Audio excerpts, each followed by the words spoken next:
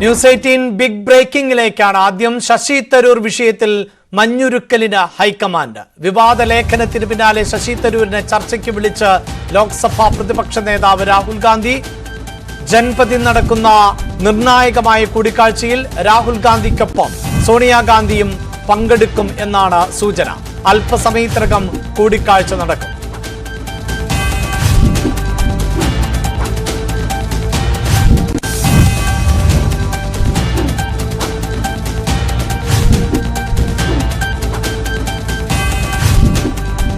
വാർത്തയുടെ വിശദാംശങ്ങളുമായി ഡാൻ കുര്യൻ ആണ് ചേരുന്നത്.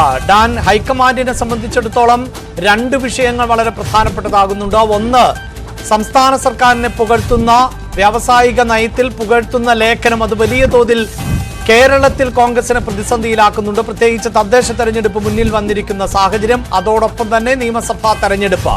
ദേശീയ തലത്തിലാകട്ടെ മോദിയുടെ അമേരിക്കൻ സന്ദർശനത്തെ അടക്കം തരൂർ പുകഴ്ത്തുമ്പോൾ അത് ബി.ജെ.പിക്ക് ദേശീയ തലത്തിൽ ആയുധമായി മാറുന്ന സാഹചര്യം ഉണ്ടാകുന്നു. രണ്ട് വിഷയങ്ങളും കോൺഗ്രസിനെ ഒരേപോലെ പ്രതിരോധത്തിലാക്കുമ്പോഴാണ് ഹൈക്കമാൻഡ് ചർച്ചയ്ക്ക് വിളിപ്പിക്കുന്നത്. എന്താണ് വിവരങ്ങൾ?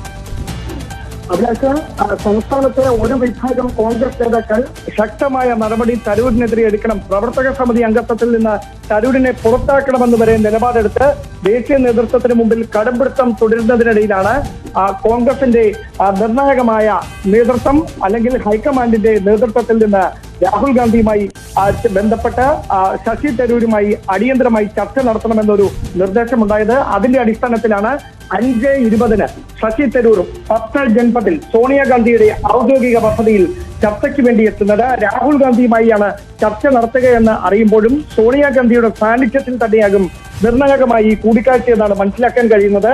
2022 ഒക്ടോബറിൽ കോൺഗ്രസ് ദേശീയ അധ്യക്ഷ സ്ഥാനത്തേക്ക് നടന്ന തെരഞ്ഞെടുപ്പിൽ അധ്യക്ഷ സ്ഥാനത്തേക്ക് ഗാന്ധി കുടുംബത്തിന് പുറത്തുനിന്ന് നിലപാടെടുത്ത് ആ തെരഞ്ഞെടുപ്പിൽ രാഹുൽ ഗാന്ധിക്ക് നിർദ്ദേശങ്ങൾക്ക് ബദലായി മത്സര രംഗത്തേക്ക് ശശി തരൂർ വന്നതിന് പിന്നാലെയാണ് ഗാന്ധി കുടുംബവുമായി ഉണ്ടായിരുന്ന അദ്ദേഹത്തിന്റെ ബന്ധത്തിൽ ഉലച്ചിൽ തട്ടിയത്.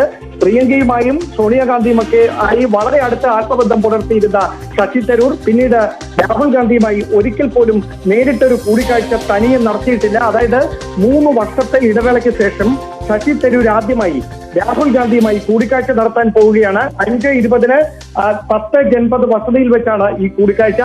ഇപ്പോഴുണ്ടായിരിക്കുന്ന സംസ്ഥാന നേതൃത്വവുമായി ബന്ധപ്പെട്ടുണ്ടായിരിക്കുന്ന വിവാദങ്ങൾ, ദേശീയ രാഷ്ട്രീയത്തിൽ അദ്ദേഹത്തിന് അർഹമായ പരിഗണന നൽകുന്നില്ല എന്ന ഏറെ നാളായുള്ള അദ്ദേഹത്തിന്റെ വിമർശനങ്ങൾ, അതുൾപ്പെടെയുള്ള എല്ലാ കാര്യങ്ങളും ഈ ചർച്ചയിൽ ഉരുത്തിരിയും. പ്രധാനമായി ശശി തരൂരിനെ ഇന്ത്യ സഖ്യത്തിന്റെ രൂപീകരണ വേളയിലടക്കം വേണ്ട വിധത്തിൽ പരിഗണിച്ചില്ല എന്നൊരു വിമർശനം അദ്ദേഹവുമായി ബന്ധപ്പെട്ട ക്യാമ്പുകൾക്കുണ്ടായിരുന്നു. അത് ദേശീയ നേതൃത്വത്തെ അവർ അറിയിക്കുകയും ചെയ്തതാണ്.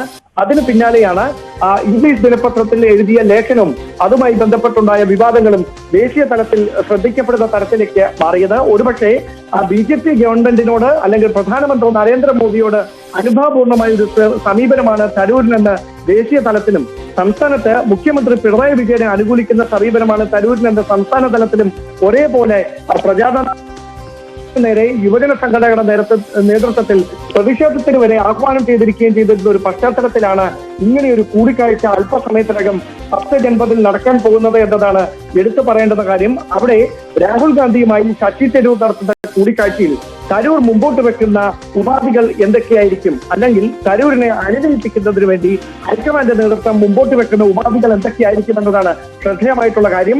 കോൺഗ്രസിനെ സംബന്ധിച്ച്, പ്രത്യേകിച്ച് സംസ്ഥാനത്തെ മുതിർന്ന കോൺഗ്രസ് നേതാക്കളെയൊക്കെ സംബന്ധിച്ച് അവർ ഒരിക്കലും പ്രതീക്ഷിക്കാത്ത ഒരു നീക്കമാണ് രാഹുൽ ഗാന്ധിയുടെ ഭാഗത്ത് നിന്ന് ഏതാനും മണിക്കൂറുകൾക്ക് മുമ്പ് ഉണ്ടായിരിക്കുന്നത് എന്നതാണ് എടുത്തു പറയേണ്ടുന്ന കാര്യം. അങ്ങനെയാണെങ്കിൽ ഇന്ന് നടക്കുന്ന ഈ നിർണായകമായ കൂടിക്കാഴ്ചയിൽ മഞ്ഞൊരുക്കലിന് ശ്രമമുണ്ടാകുമോ? അവിടെ തരൂർ വിട്ടുവീഴ്ചയ്ക്ക് തയ്യാറാകുമോ?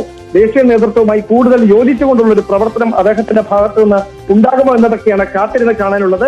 ഏതാനും മിനിറ്റുകൾക്കകം ശശി തരൂർ 10 ജൻപതിൽ സോണിയാഗാന്ധി